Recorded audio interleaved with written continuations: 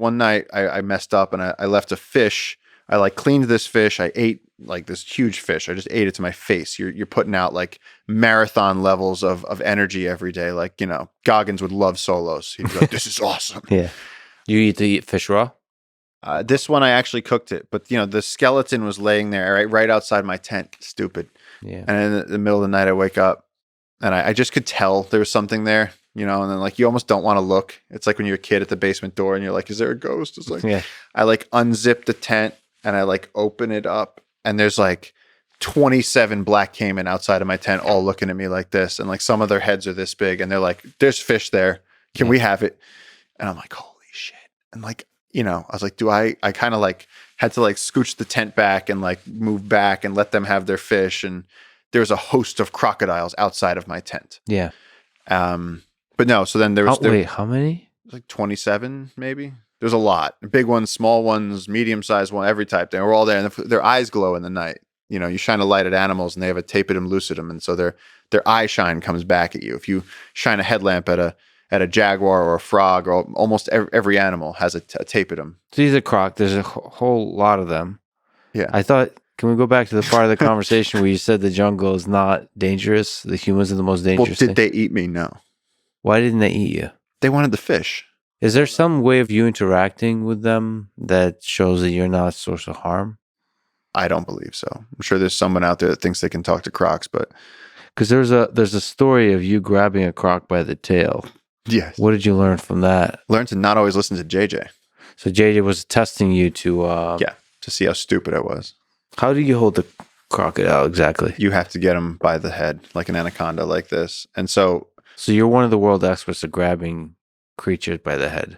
I wouldn't say world expert, but I've done a lot of it. I also have, you see how there's like kind of a ball there? Mm-hmm. That's where a crocodile tooth went in that side and like came out that side of mine. Wow. That was a really good chomp. And the watch I was wearing at the time saved me because that, like that.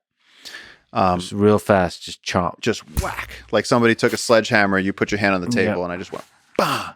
Mm-hmm. Really hurt. Shouldn't have been doing that. How did that come up? Because I caught a croc that was too big. So usually when we catch little caiman in the streams and we measure them to monitor the populations, you get it by the neck, and then I tuck the tail under my arm and I hold it. And you're talking about a little, 4-foot croc, nothing. And this one I dove into a swamp and I caught like a 6-foot spectacled caiman. And her head was big, and I had her by the neck, and I realized I couldn't get her tail under my arm because her tail was all the way back there, and she started thrashing. And it was like probably croc number 375 that I'd caught, and I just got a little cocky, and I said, she's, I just like grabbed her by a leg. I was like, I got this. And she just came back and tagged me, and I went, okay, gonna go back to being safe. Just to linger on it, what... Is it one of the bigger predators in the Amazon? What and is it going to? Are they going extinct? Black caimans. Black caiman I believe they were critically endangered for a while because for a while the fashion industry loved their skin. It's soft and it's black. They're bouncing back a little bit now. Like most animals, if you leave them alone, they'll be fine. I mean, crocs have been through how many millions and millions of years on Earth before us. I mean, that's even the joke with the joke, but that's the grim reality of tiger conservation. There was 100,000 tigers in 1900. Now there's 4,000 tigers left on Earth. It's not rocket science. All you have to do is not bulldoze their forest and allow there to be some deer, and tigers will be fine. Mm-hmm. That's it. It's so simple. And that's like sometimes where I feel like I have the dumbest job in the world. I'm like, guys, please stop killing the things that keep us alive. The Amazon regulates our global climate, produces medicine, is home to indigenous people. It's beautiful. Rainforests only cover 3% of the planet's landmass. Like, it's not that much to ask. If you leave their home untouched, they'll figure out how to have sex and multiply. Except for pandas, apparently. Because pandas you have to convince. Yeah. Humpbacks, they went from 130,000 down to, I think, about 8,000 at whaling times. And then when we banned whaling, since that time, where I think we're back up to over 100,000 humpback whales, they've bounced back. It's a success story. We're not going to lose them.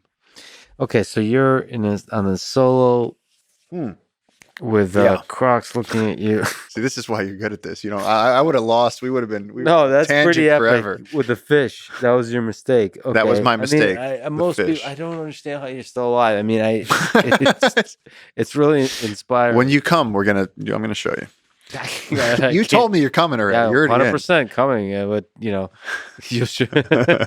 If there's any place, I mean, sort of a grim joke, but if there's any way to die, that's a good one.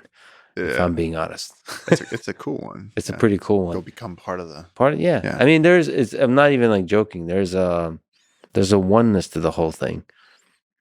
All the stories, just reading your work, looking at your work, it seems like you're part of this machine that is nature. This incredible machine. Like, we all die, and we're all part of this big thing.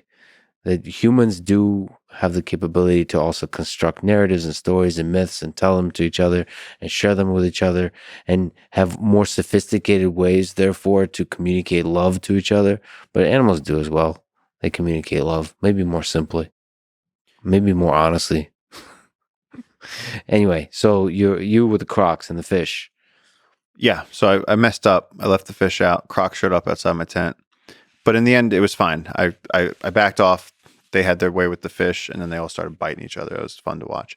Sorry to interrupt, is that a general rule you want to not leave?